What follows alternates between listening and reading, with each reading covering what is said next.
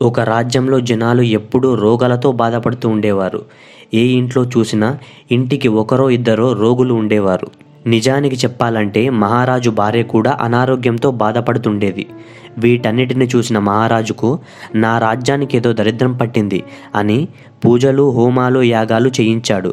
దేశ విదేశాల నుంచి ఎంతోమంది వైద్యులను పిలిపించి జనాలకి టీకాలు వేయించాడు. కానీ ప్రజల ఆరోగ్యాల్లో ఎలాంటి మార్పు రాలేదు. దాంతో మహారాజుకు ఏం చేయాలో తెలియక తల పట్టుకుని కూర్చున్నాడు. మంత్రి సలహాతో తన రాజ్యంలో ఒక దండోరా వేయించాడు. ఎవరైతే ఈ సమస్యకు పరిష్కారం ఇస్తారో వారికి డబ్బులు, నగలు, వజ్రాలు బహుమతిగా ఇస్తానన్నాడు. ఒక వారం రోజుల తర్వాత ఒక చిన్న పిల్లవాడు రాజుగారిని కలవడానికి వచ్చాడు. ఆ పిల్లాన్ని చూసిన మహారాజు, ఎవరు నువ్వు, ఇక్కడికెందుకు వచ్చావని అడిగాడు. అప్పుడు ఆ పిల్లవాడు, మహారాజా, నేను మీ దగ్గరికి ఒకరి మీద కంప్లైంట్ ఇవ్వడానికి వచ్చాను.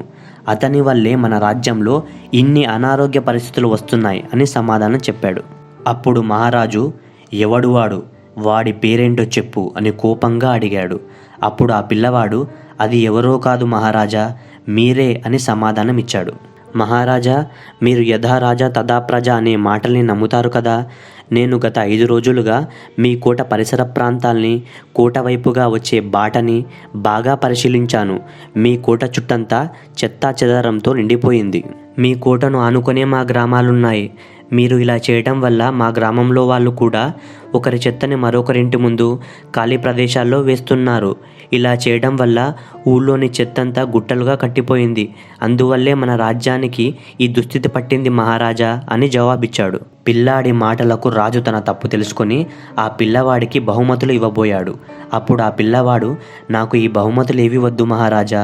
మన రాజ్యంలో డబ్బులు ఎక్కువగా హంగులకు, ఆర్భాటాలకు ఖర్చు పెడుతున్నారు. అలా కాకుండా ప్రకృతిపై, మన చుట్టూ ఉండే పరిసరాలపై, పరిశుభ్రతపై ఖర్చు పెడితే మన రాజ్యం సుభిక్షంగా, సంతోషంగా, ఆరోగ్యంగా ఉంటుంది మహారాజా అని సలహా ఇచ్చాడు.